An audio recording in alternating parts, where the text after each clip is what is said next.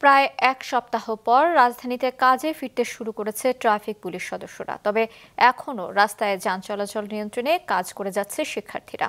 এদিকে টোল চালু হওয়ায় স্বস্তিতে এক্সপ্রেসওয়ে ব্যবহার করতে পারছেন যাত্রীরা। ফলে সড়কে কিছুটা কমেছে যানজট। বিস্তারিত দাউদ হাসানের রিপোর্টে।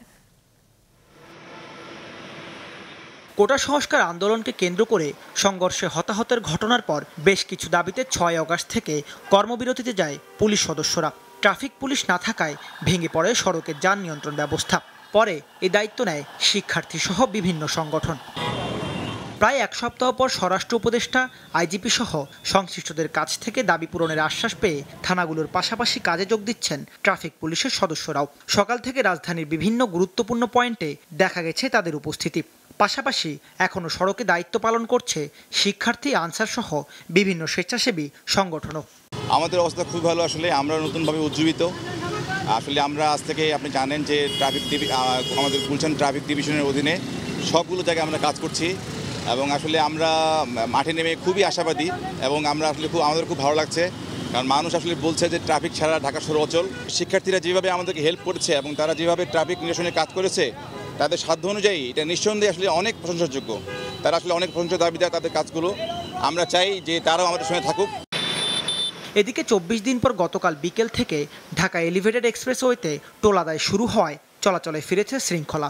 এতে স্বস্তি প্রকাশ করেছেন যাত্রীরা। এখন একটু না ভোগান্তি কমবে জনগণের, যত এক্সপ্রেস চালু আছে। চালু হওয়ার পরে আমাদের ভালো হয়েছে।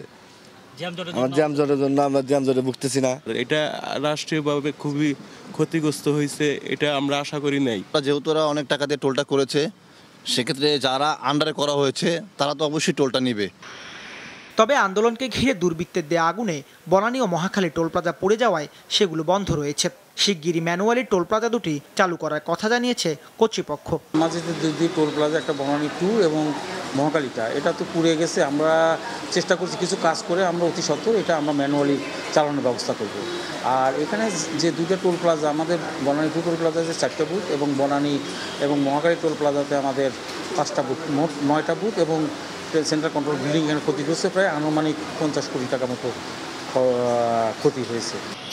এদিকে এখনও চালু হয়নি মেট্রো রেল। তবে আগামী শনিবার থেকে এই রেল চলাচল শুরু হবে বলে জানিয়েছে কর্তৃপক্ষ। দাউদ হাসান, মাছরাঙা সংবাদ, ঢাকা।